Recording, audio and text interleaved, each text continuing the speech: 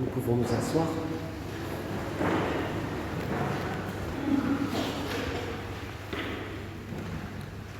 Dans la préface, c'est la prière que je vais dire juste avant de célébrer l'Eucharistie tout à l'heure.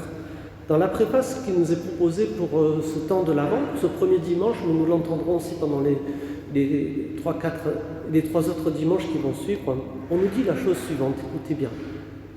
Car il est déjà venu, on parle de Jésus-Christ, en assumant l'humble condition de notre chair pour accomplir l'éternel dessein de ton amour et nous ouvrir à jamais le chemin du salut. Il viendra de nouveau, revêtu de sa gloire, afin que nous possédions dans la pleine lumière les biens que tu nous as promis et que nous attendons en veillant dans la foi. Voilà ce que résume un petit peu cette prière-là, avant la prière eucharistique.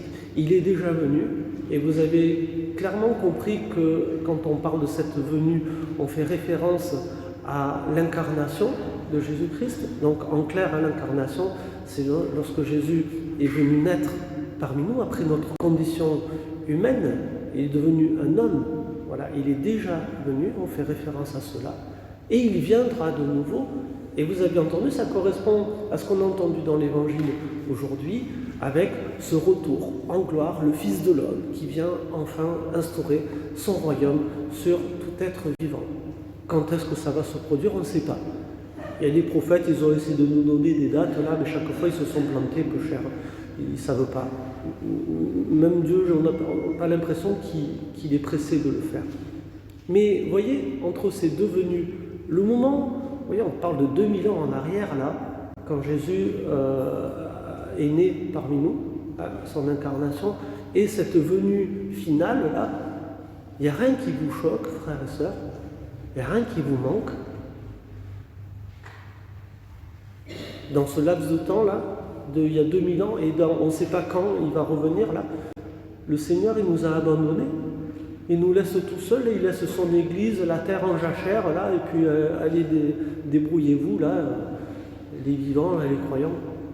Et c'est là, vous voyez, où je trouve que malheureusement, cette préface, elle n'est pas bien équilibrée, et je préfère honnêtement le texte de Saint Bernard de Clairvaux, qui lui nous parle de 3 venues, pas que 2, comme ici. Il est déjà venu, il viendra. Parce que Saint Bernard de Clairvaux va rajouter une 3e venue qui s'accomplit tout le temps, tous les jours. Chaque fois que nous avons besoin de lui, chaque fois que nous l'implorons, le Seigneur répond à nos prières. Le Seigneur se soucie de nous parce qu'il nous aime. Il ne peut pas nous laisser tomber, il ne peut pas nous abandonner. Et d'ailleurs, il s'est engagé. Vous savez, avant de remonter vers son Père, avant cette fête de l'Ascension, il a bien dit à ses disciples, à ses apôtres, « Je suis avec vous tous les jours, jusqu'à la fin du monde, jusqu'à cette fin des temps là qui nous est annoncée. Je suis avec vous tous les jours. » La question qu'on pourrait se poser, c'est comment se fait-il que nous soyons si souvent ailleurs, quelquefois? Parce qu'on n'est peut-être pas toujours sensible à cette présence de Dieu à notre côté. Et ça me fait arriver, vous voyez, au 2e temps de ce qui nous est proposé pour ce premier dimanche de l'Avent, d'être des veilleurs, de veiller et de prier en tout temps. C'est ce qui nous est demandé dans l'évangile que nous avons entendu. Être des veilleurs. C'est clair que si nous voulons percevoir la présence de Dieu dans nos cœurs et dans nos vies, il va falloir à un moment donné peut-être se poser comme nous faisons ce matin, là, s'asseoir sur un banc. J'espère qu'ils sont confortables, que vous avez suffisamment chaud, qu'on est en bonne position, là. Se poser pour se dire, Seigneur, tu es là, tu es bien avec moi, là, ce matin. Voilà, et c'est ce temps que nous prenons, il est précieux, parce que là, nous devenons vraiment des veilleurs.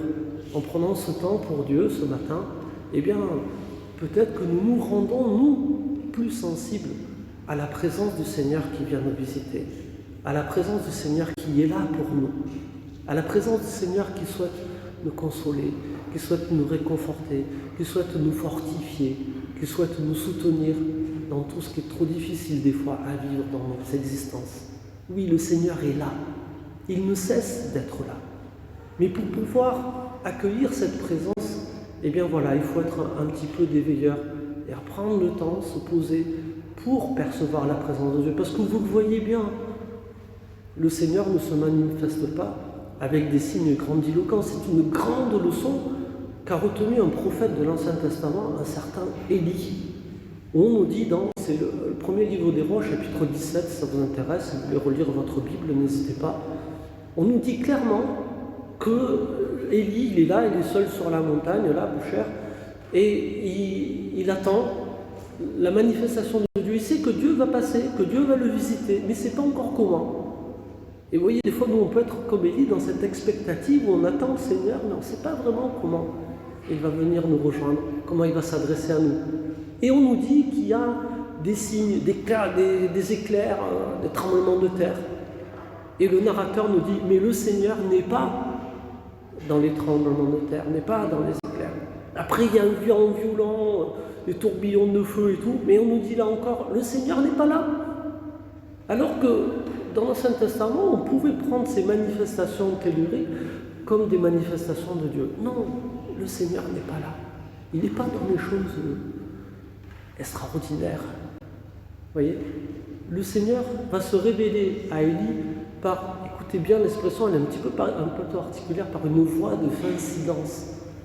Une voix de fin silence, où il y a un paradoxe, vous voyez, on parle d'une voix, de quelqu'un qui parle, et du silence. Et le Seigneur, il passe à travers ça. Et Élie va percevoir, vous voyez, la discrétion du Seigneur. Il ne s'impose pas à nous. Il ne s'impose pas à nous.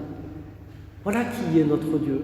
C'est quelqu'un qui respecte profondément notre liberté, au point que c'est avec beaucoup de délicatesse que le Seigneur passe au milieu de nous. Et vous voyez bien, si nous ne prenons pas un peu le temps de veiller, de nous rendre attentifs à cette présence de Dieu, eh bien oui, nous risquons de passer à côté. Nous risquons de nous croiser avec le Seigneur et de ne pas accueillir sa présence. Il y a quelque chose de très fort que nous célébrons, vous le savez, en célébrant l'Eucharistie. Eh bien, le Seigneur est là. Il est présent au milieu de nous. C'est un moyen fabuleux que le Seigneur nous offre et nous propose à travers ce pain et ce vin qui sont consacrés, que le Seigneur vient transformer, vient habiter au point de nous dire « Ceci est mon corps, prenez, mangez, ceci est mon sang, prenez, buvez ». Le Seigneur, là, se rend présent d'une manière tout à fait significative, tout à fait extraordinaire, et nous nous sommes appelés humblement à l'accueillir. Mais est-ce que nous savons reconnaître dans ce simple hostie, là, ce petit bout de pain, dans le vin qui nous est proposé, la présence de Dieu? C'est lui qui est là.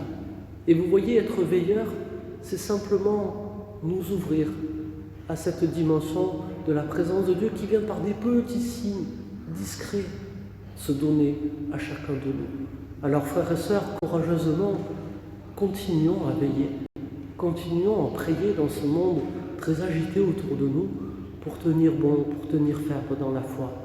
Vous avez entendu ce que le Seigneur nous dit dans la parole, vous qui êtes chrétiens, quand on voit les signes là, tous les gens qui s'affolent autour de nous, redressez-vous et relevez la tête, tenez-vous debout. C'est ce que nous sommes appelés à faire, même si des fois les circonstances de la vie peuvent peut-être nous abattre. S'il vous plaît, continuons courageusement, nous, à tenir bon, à tenir ferme dans notre foi, en accueillant tout ce que le Seigneur, au jour le jour, vient nous donner pour cela, pour nous aider